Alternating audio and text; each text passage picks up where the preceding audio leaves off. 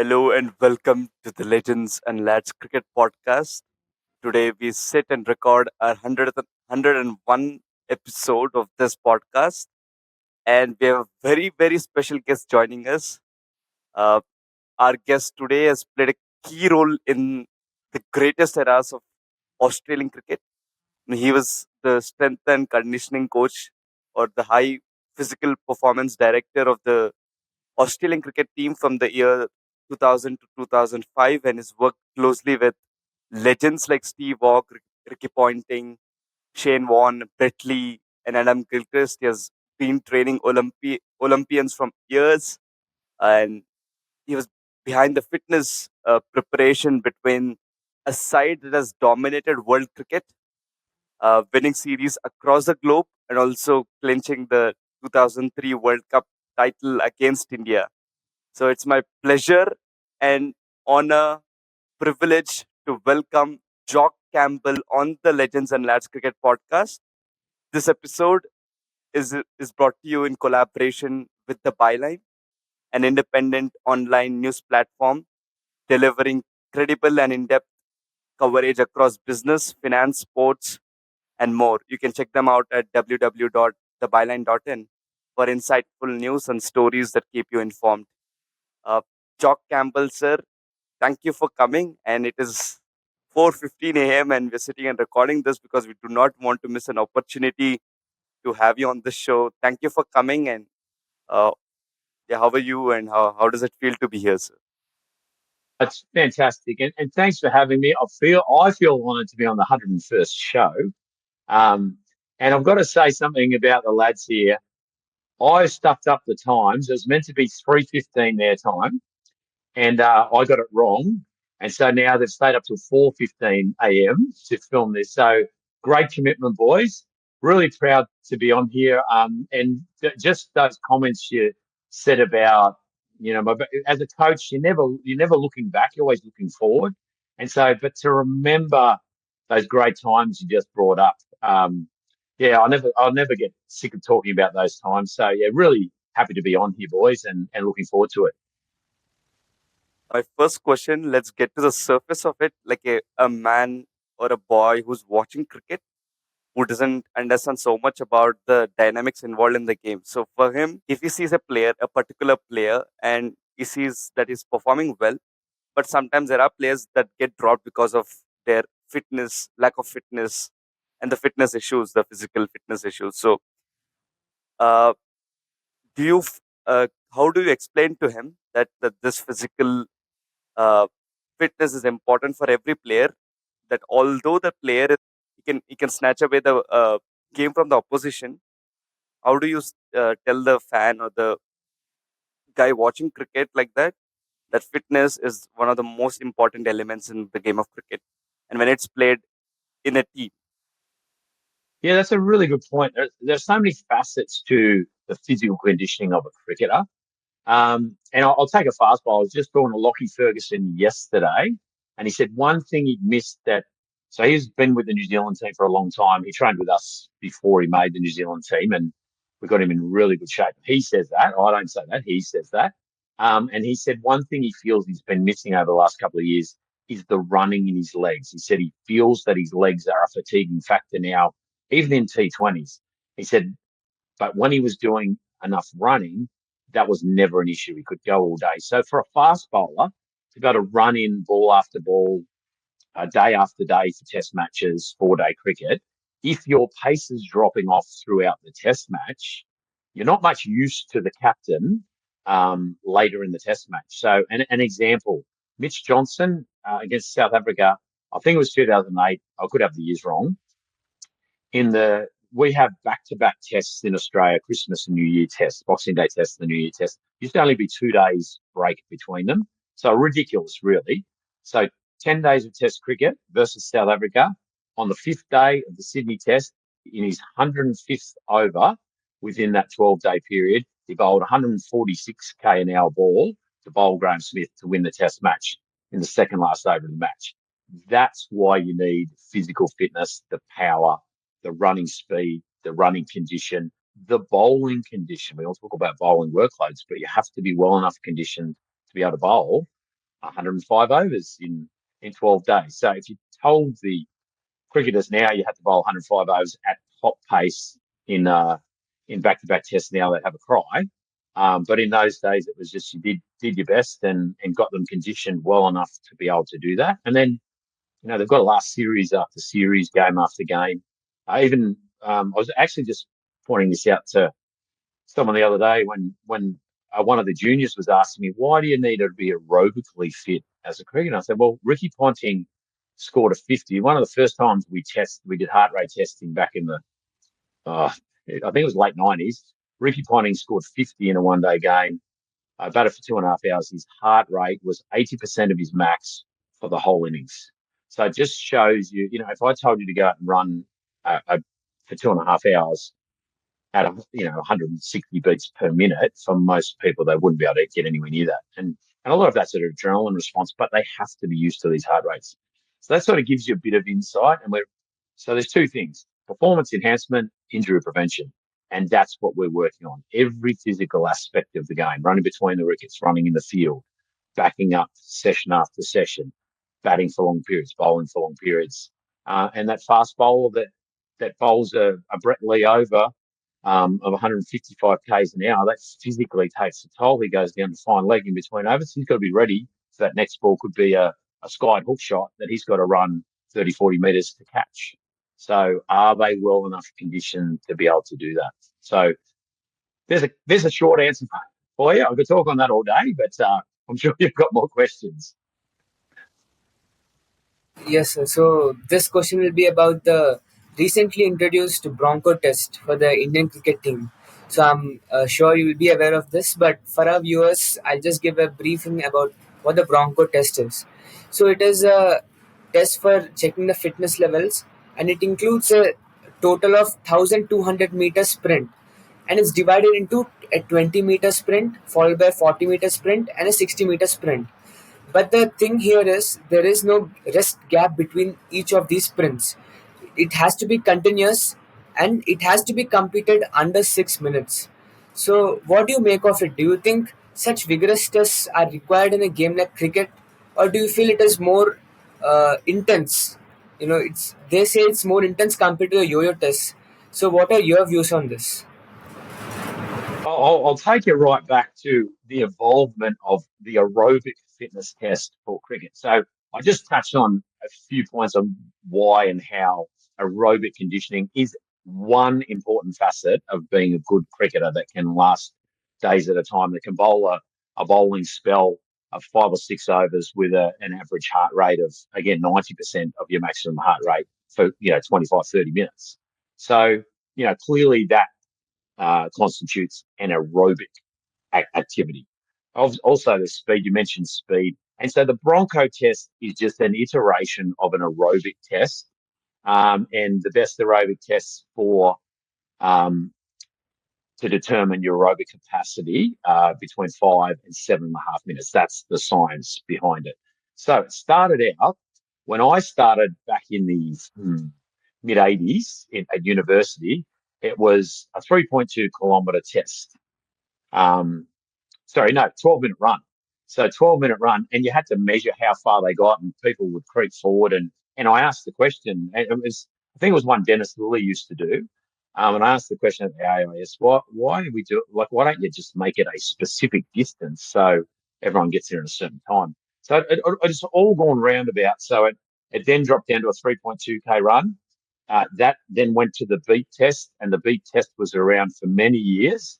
And then someone brought in the yo-yo test, which was a version of the beat test with rest in it. All of them measuring aerobic capacity. The best way to do it is a VO2 max test on a treadmill with the gas analysis, but they're not that easily accessible.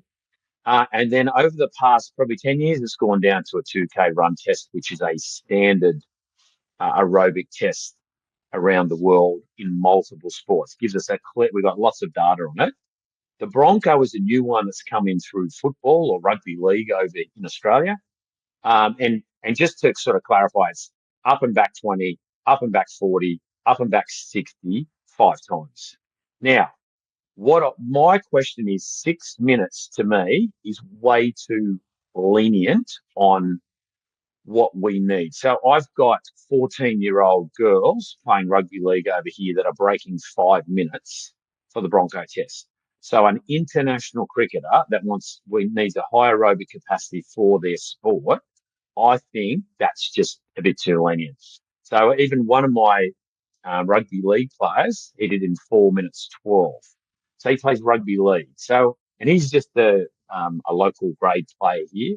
He was a very good distance runner as well, but that gives you an insight into where we should be going. And even with the 2K run test, Cricket Australia, they wanted the worst you could be was under 8 minutes, but they looked at you trying to be under 7.5 minutes. But to me, even that's too easy. So my standard for my athletes is under 7 minutes for the 2K run test. And we got many, many in the within the 6 to 7 minute range. Even our 12, 13-year-old cricketers can get there. So, but that's one area of testing. So it's good. It's a measure. I don't know why they keep changing the tests. Got no idea.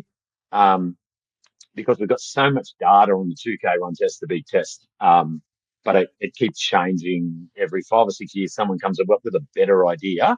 I don't know if it's better or just different. So anyway, it's good they're testing. It's good they're giving standards, but I want from fast bowls particularly more than that. We'll move on to the less technical part of the podcast that we have planned for you, sir. Yep. So you were part of the 2003 Cricket World Cup final, and uh, Ricky Ponting and co thrashed India that time. And 20 years later, in 2023, history repeated. So you were there at Wanderers, seeing Australian cricket yet again dominate world cricket. So talk about the finals, and you were there. So your personal experience after winning the World Cup. Oh, it was amazing tournament, but I mean, it was 2 years in the planning. So, and I'll give you an example. I go to Brett Lee. Our goal was, mine and his, was to get him bowling 160 k's an hour at that World Cup. And, the hope was it was the final. It happened in the semi-finals. So we were close. But that wasn't to do with me. That was to do with him. He gave up alcohol. Everything I asked him to do, he did and more. He gave up alcohol for a year, which back then for an young Australian was not a common thing to do. It's much more common now.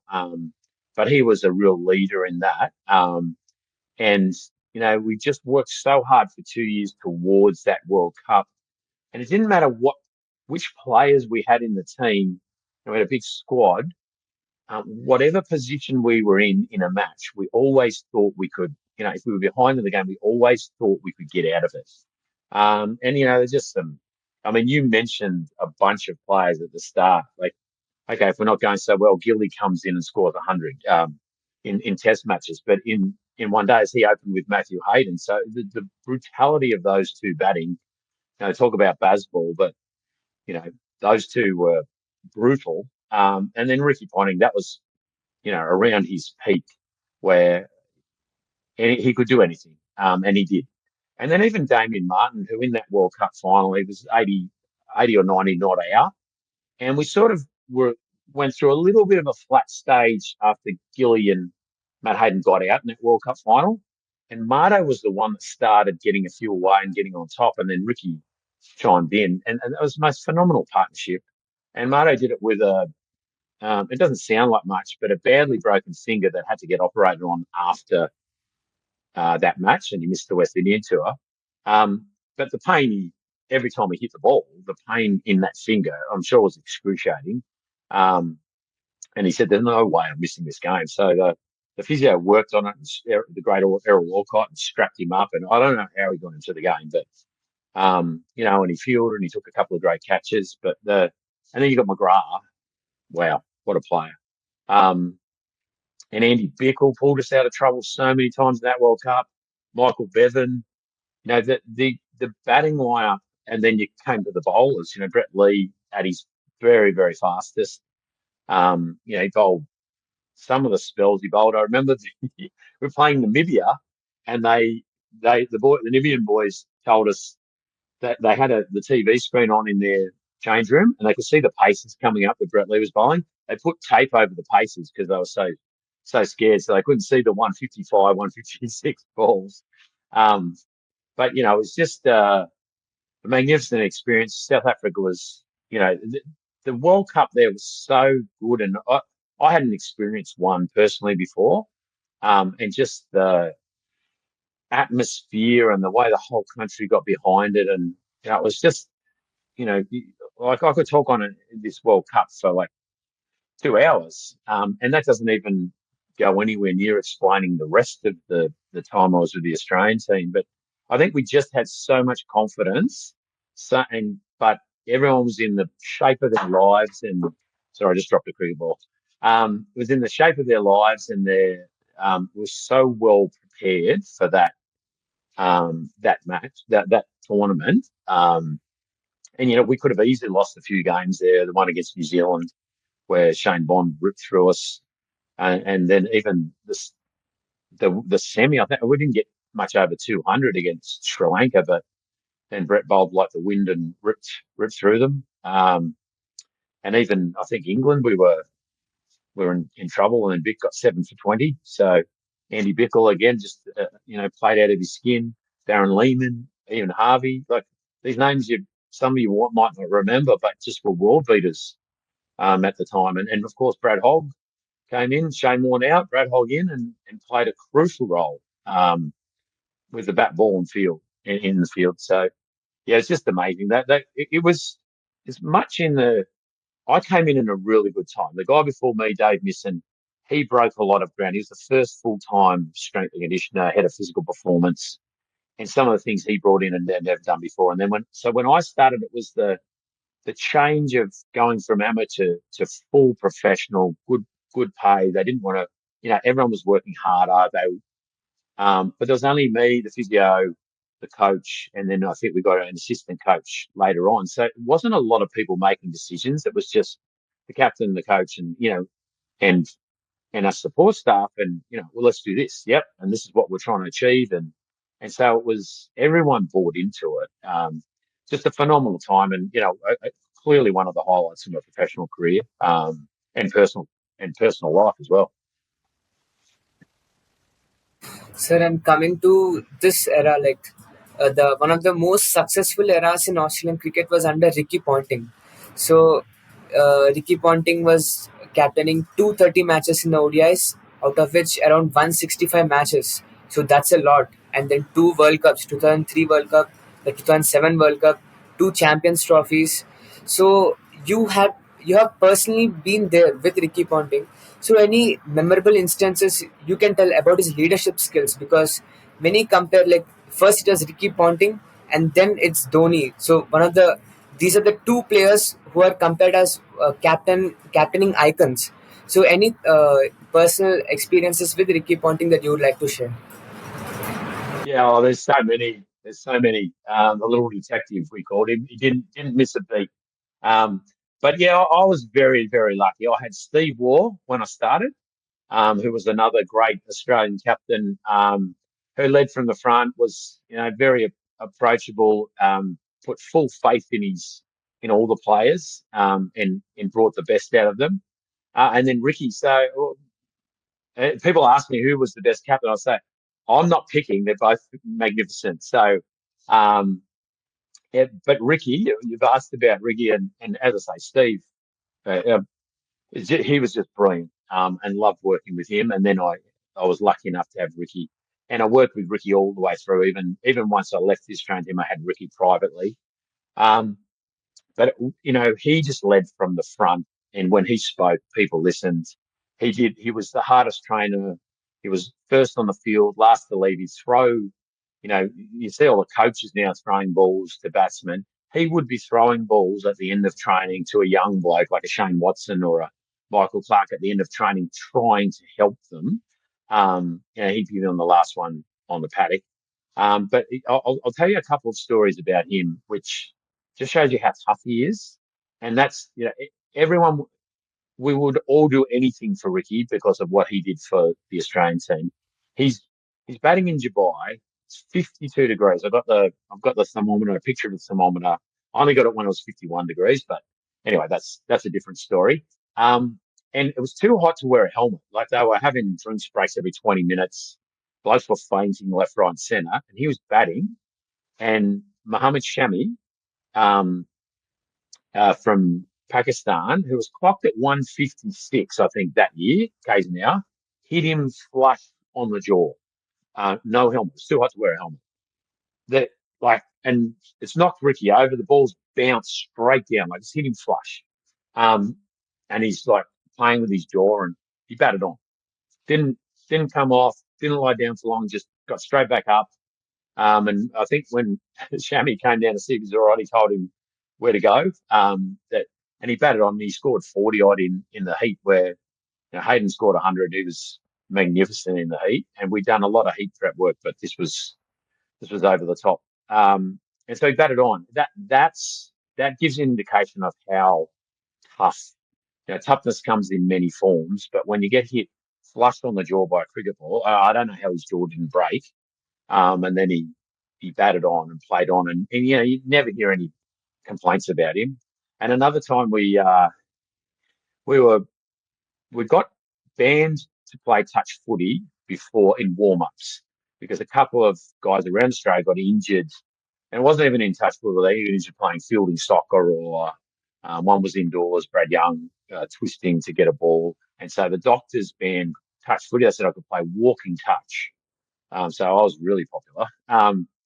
But the boys, we were playing this AFL, modified AFL game, and Ricky's going to catch one. And Michael Slater's jumped up with his spikes on and spiked him down the leg, sliced his leg open.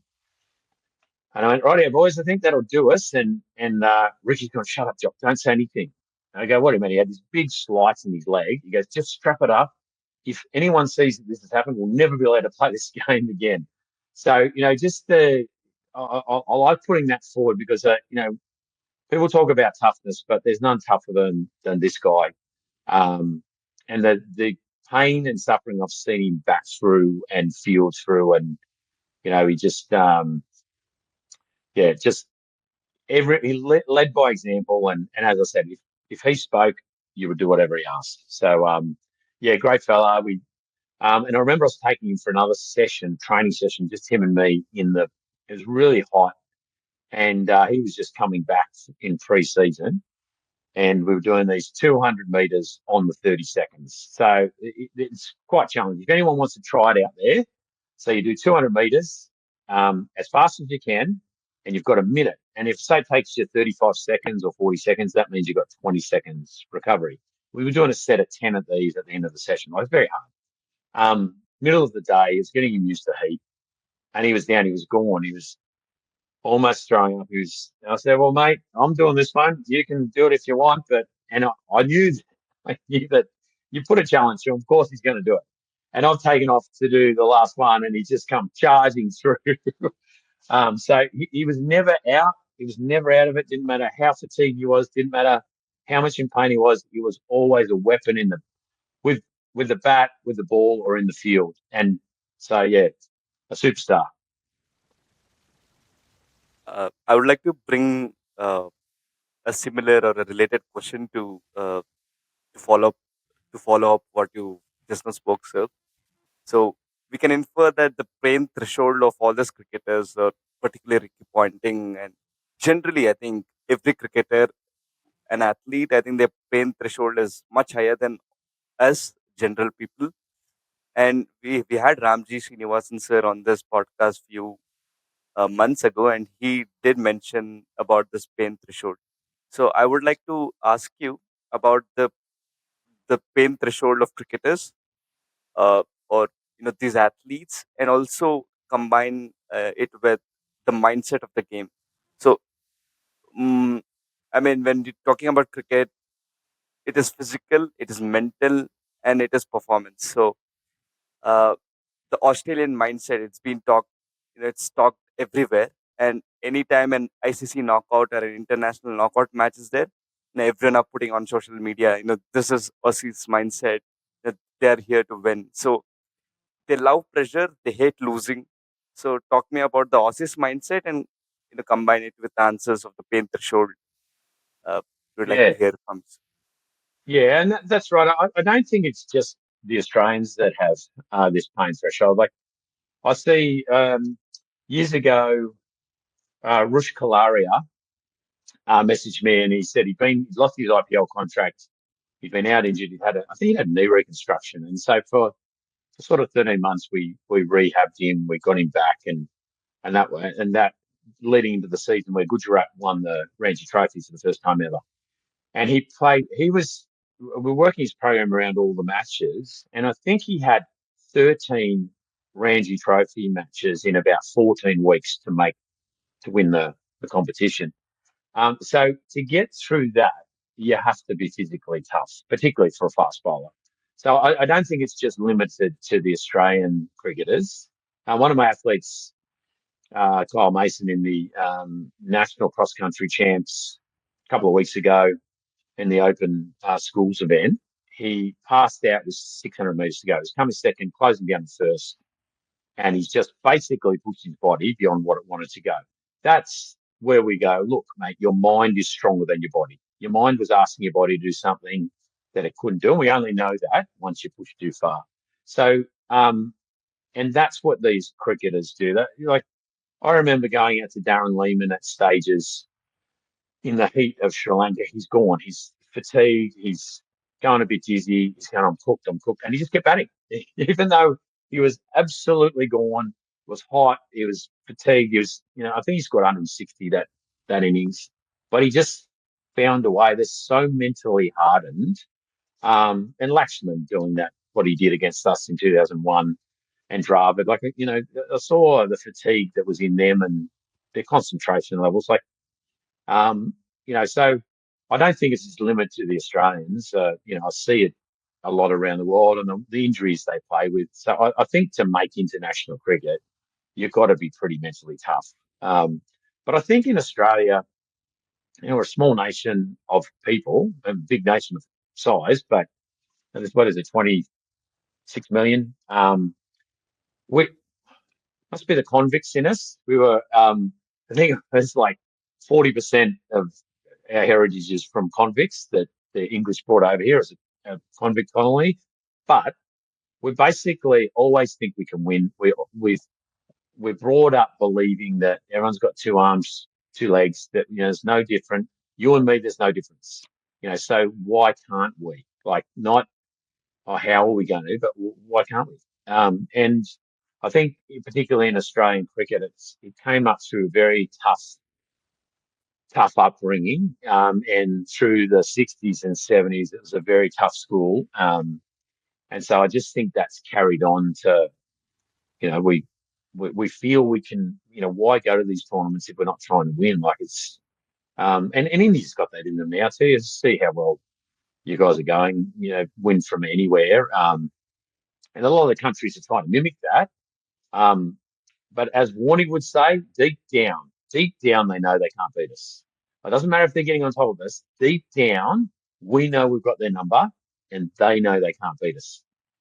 So he was big on that, the mind games and the confidence and just the belief. So yeah, it's a complex issue, but as I say, I think all international cricketers have to, and to make it through in India and Pakistan and Sri Lanka, the massive populations, very little opportunity. If you don't perform when you get there, you're out. So it's, the scrutiny and the pressure they're under these days as well. You have to be pretty good and pretty resilient to have a successful international career. So during the period of 2000 to 2005, the Australian team was number one in the ODI and Test rankings. And then there was the 2003 World Cup victory, and the team was also awarded it was voted the best sporting team at the prestigious Laureus Awards. And to top it all, the 2004 and 2005 season was recorded the least injury rates for any sporting team, and it stands even till now. So, one thing is, performing at the highest level and being the number one. And the other aspect is having the least number of injuries. So, right now, if you see the Indian cricket team, we are performing at the highest level, but we are having many injuries like Jasprit Bumrah or Shreyas Iyer, Hardik Pandya. Lots of injuries during these phases, and the team has been having this inconsistency and imbalance. But with the Australian team in your period, there was performance at the highest level and the least number of injury rates. So there was something that you did there, that kept both of these things together, and I feel that's what made the Australian team really successful. So could you share to us, what was that secret thing that you did there? Yeah, I think I always say to people, I, I I don't think there's anything special that I particularly do, but I am relentless with applying what we do. And, the recovery, the prehab, the strength, the speed, the bowling, the focusing on the bowling loads, when to recover, when to bump their levels up. But I've got to say, I worked with the great Errol Alcott. He was the physio for like 22, 23 years. And together we worked so well with injury prevention strategies. He was magnificent at getting players back on the field, and he would work through the night to make that happen. And but we also had full access to the team, so there was no uh, the states didn't control what they did. We control what they did, and we had them on tour 10 months a year. So we were just relentless in getting them to do what they needed to do. Like every morning they were in the pool doing, a loosen off a mobility session. Every night the bowlers were in the pool, and there's just one small part, but they're in such good habits of doing all these things. So it was the real consistency. We played it. Might surprise everyone to know that we did play a lot of cricket back then. I think we averaged 15 tests a year, plus it was 32 to 35 one-dayers, plus they played state cricket, plus they played tour matches, which they don't play much anymore. You sort of couldn't pick and choose which games you played. We had to try and get them ready for every test match. And I think really importantly too, during test matches, if not so much with the bowlers, but the batsmen, if I say Matt Hayden or Justin Langer got out early, they'd been eaten to prepare that they were going to bat all day, particularly on day one, they would know that I'd let them get angry and throw the bats and whatever. They didn't do that. They just got a bit annoyed getting out early. I would then take them for not a hard gym session, a moderate gym session, a moderate cardio session. Often Justin Langer would run home from the ground with me in the afternoon to get his in um, if he didn't bat for a long period. Even after we got 100 in Tasmania, um, he he wouldn't let me run home without him. So he ran home from the ground. It was about 5K. So they were just in really good shape. They all bought into it. I had a magnificent working relationship with Errol Alcott, and his experience and knowledge was, fantastic. And the players and the coach, John Buchanan, and the captains all bought into what we were trying to do as well. And I mean, it's no surprise we performed well and we had injury prevention, because performing well meant you had to be in great condition for that long period. I think we won 16 tests in a row. Um, Only the Indians stopped their run in that great Lakshman and Dravid partnership, which I look back now, and it was fantastic to see live. Like that was my first tour to India, and just what a test series that was. They talk about the Ashes 205, but to me that one was just as good or better because of the way it turned around and how close it was in every test match. Yeah, so there's a whole array of reasons why that happened. Obviously, they were very talented boys. The leaders in the team, your Gillies, your Steve Waugh, even Warney, we got him in great shape.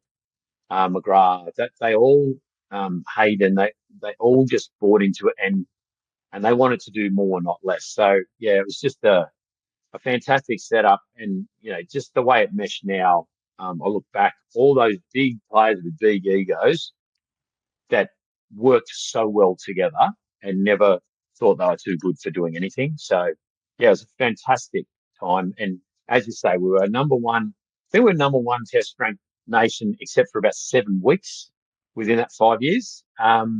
and I think we're number one in one day as the whole way through. So yeah, mate, it's always better to win. That's for sure. And I always say, did everyone get on so well because we always won, or did we always win because everyone got on so well? So I don't know the answer, but I liked it.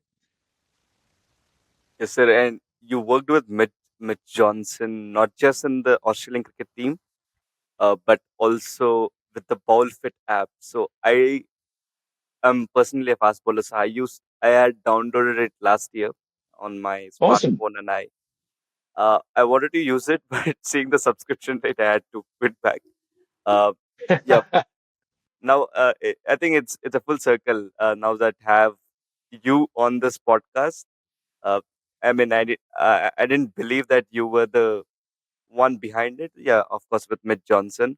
So it is approved by Cricket Australia as well. And uh, just talk about Mitch Johnson beyond. We know that he's a 6 foot person, and he has that weapon in his left arm. So beyond that, what type of what type of a person is Mitch Johnson? By now, I think someone should have been coming up among the ranks. So any youngster Yeah, who's come up with the yeah, programs to mention about them as well, sir.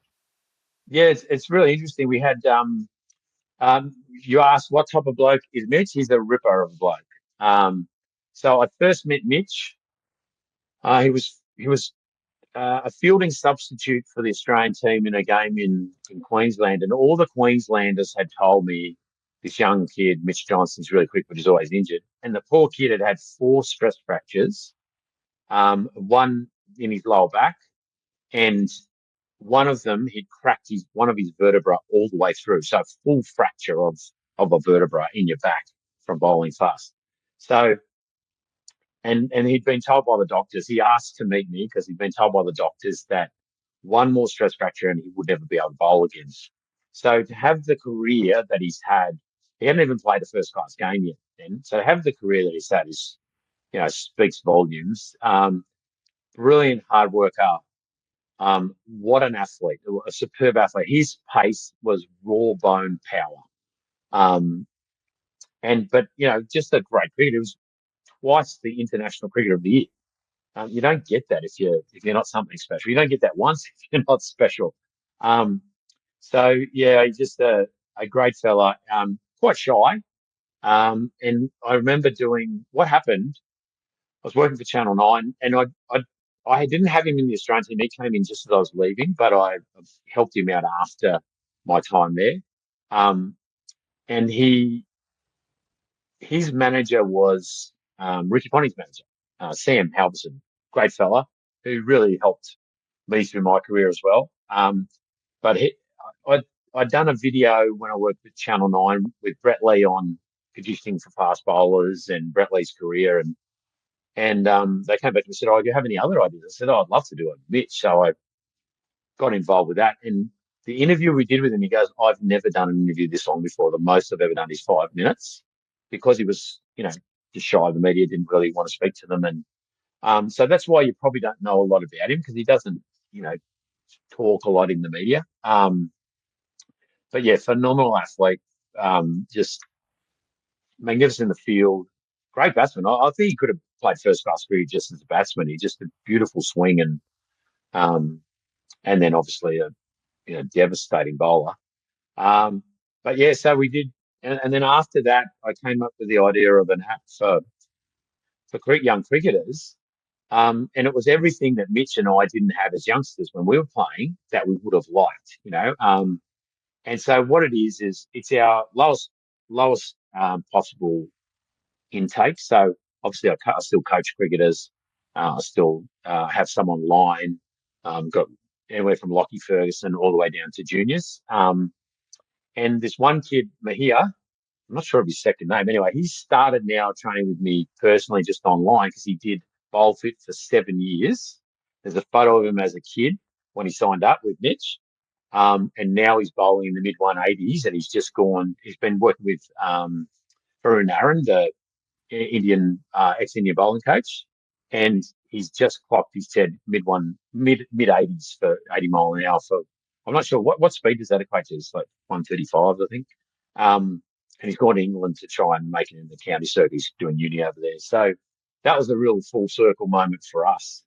And the BowlFit app, so it's got all of my programs and Mitch's advice, and but it really personalizes your program as much as we can in a app, and it's one of the first AI, um, very old school AI.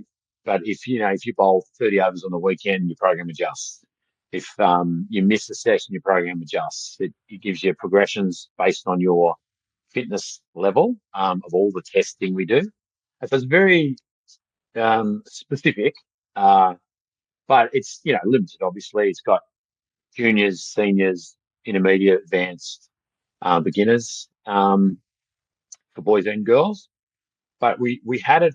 We were going to do a test on it with 200 cricketers around Australia from Cricket Australia. It took us a year to get through all the checks and balances, and then COVID hit, and that unfortunately that killed that off because Cricket Australia had to. I mean, I'm sure Indian cricket went through the same. They lost so much money they had to offload a lot of staff. So it sort of didn't get to where we wanted with that, but it's been very successful. And there's been a couple of first class cricketers in India tell me that they had been on it and never been fitter or faster. Um, I'll have to. I can't remember the names. It's a few years ago now, but I'll come up with them and I'll send them through. I'll have to look up on Instagram what the names are. I said, well, wasn't really suited for the wasn't really directed at professional cricketers, but I'm glad it's helped. But now also, as I say, I'm doing online. We've worked out that we needed to get the coaches on board with the app because they want to see what their cricketers are doing and how much they're bowling. And so I created a coaches course for strength and conditioners and bowling coaches on all the physical aspects of cricket so that they can actually take what I've learned over 40 years and put it towards their programs. And also the online coaching. So that's how Mahir came to us as well. Again, I can't, his surname escapes me, but I'll send that through to you as well, so you know that. But yeah, so fantastic work with Mitch. What an athlete! I wish he kept playing on, but what a career, and yeah, really good fella. And then, as we are already talking about the players, I wanted to ask you about the formidable trio of the Australian fast bowling. That is Glenn McGrath, Brett Lee, and Jason Gillespie. So, you were working with them very closely because they were formidable during your time with the Australian cricket team. So, how did you manage them? Because even now, when my parents or my grandparents, when they talk about the Australian cricket team of that time, they always mention they always mention the batting was really strong, but they never fail to mention the fast bowling attack because even till this day, Brett Lee and McGrath hold a special place in the fast bowling. Whenever anyone looks back or anyone nostalgically looks back to the fast bowling era, they never fail to mention McGrath or Brett Lee. So, how did you, your personal experience with them, and how could you, especially with players like Bumrah nowadays, they're having many injuries, and there was any other player to name. Shane Bond was another instance where injury, disrupted his career. But people like McGrath and Brett Lee, they had a very long career and they performed really well. So there was something, that kept them, consistent and formidable for so many years. So your experiences with them, working with them very closely. I just when you mention those three names, I just smile. Um, just as you say, fantastic bowling attack and even better blokes. So I was lucky. I played cricket at Glenn's club, and I had Brett and Glenn at New South Wales Cricket before I started with the Australian team. And uh, my there's very few claims to fame for me for my own playing career, but I did replace Glenn McGrath in first grade at Sutherland for my first grade game there. He went up to the New South Wales team, but we don't have to tell anyone that. Just say I replaced him. But yeah, I don't think it was much of a swap, a medium pacer for one of the greatest fast bowlers of all time. But yeah, so I always knew McGrath really well from a young age, and so he was fantastic to work with. Just missed the consistency. I think he could have bowled off two paces and still taken wickets. And I'll tell you a story about him.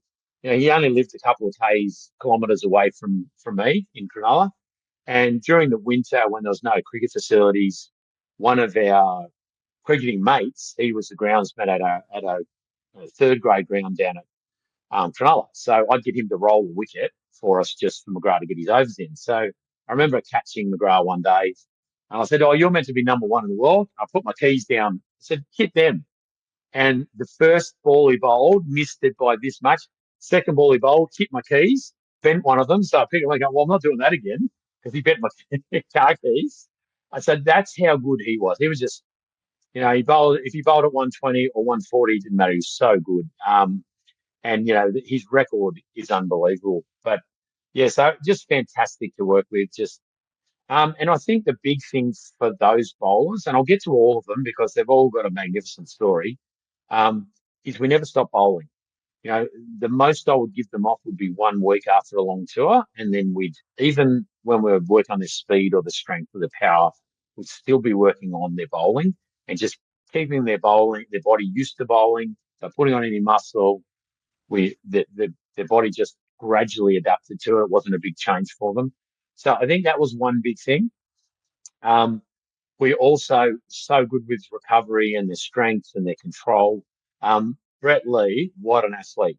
So I had him at New South Wales when we started.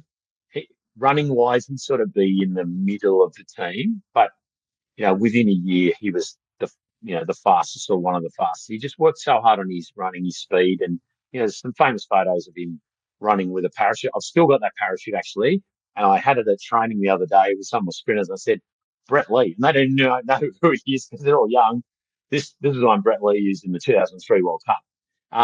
So he was just anything you asked him to do, he would do, no matter what. And the way I managed them, they were all different. So Brett loved to do sandhill running, because it was less stress on his joints, but he loved how hard it was. McGrath loved his rowing to keep his aerobic conditioning up. He'd also run, but he'd do sandhills but I'd always do their speed work and their specific fielding work on legs. And then Gillespie, what a player. So he doesn't get talked about as much as the other two, but when we had Warren, McGrath, Lee, and Gillespie in the team, I thought, how could anyone beat this team? Seriously, like that with that bowling attack. So, and we rarely did. Like in 20 test series that I was involved in, we won 16, we drew 2, and the 2 we lost was that magnificent series in 2001 in India and that magnificent series in the Ashes 2005 in England. And they're probably the 2 that get remembered the most, but all the others we the one or we drew 2. So that's a pretty good 80% win rate. Is pretty good. And yeah, Gillespie was just relentless. He used to say, Jock, in grade cricket, if you can hit a patch this big on the wicket, you can control the game.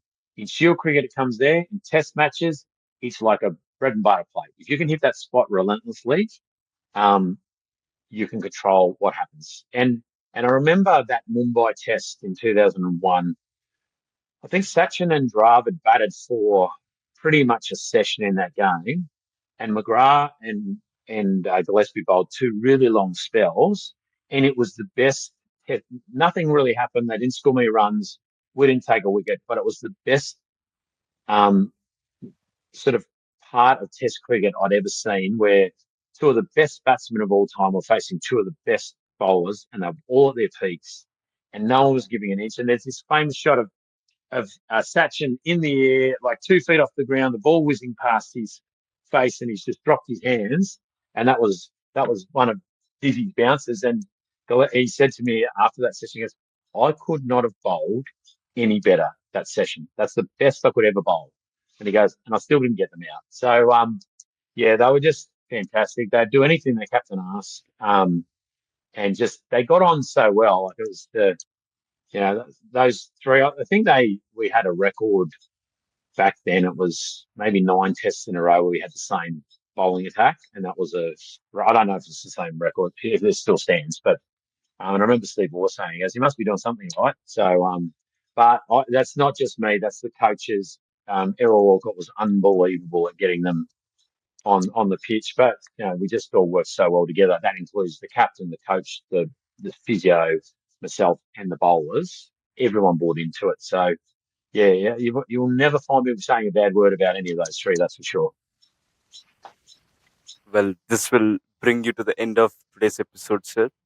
Uh, when my uncle asked me, whom are interviewing next, and I said Jock Campbell.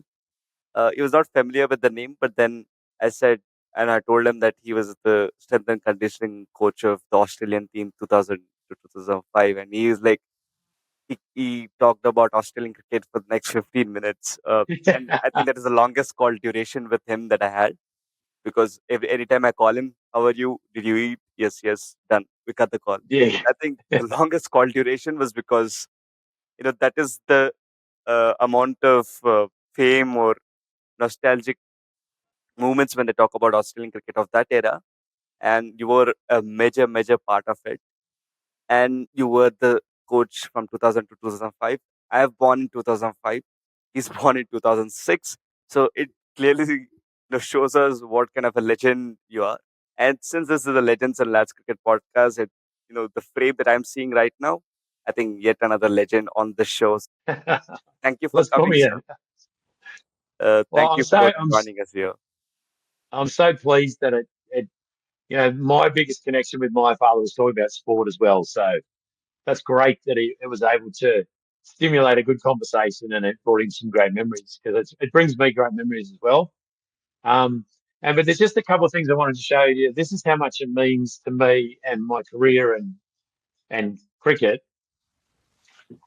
This cap, this is where I do all my filming from. This cap, you may not recognise it, but this was the great Shane Warne's playing cap for one day cricket. He gave to me and signed. And then this one in 2001, on the way to the Ashes tour, Steve Waugh organised us. So Gallipoli is a very famous place for Australia and New Zealand, where the Anzacs fought. We lost a lot of lives there, but we got a tour of Gallipoli by ourselves, and we got given this slouch hat by the Australian Army. So Steve Waugh and Shane Warne, thank you. Great. Thanks for having me on. Loved it.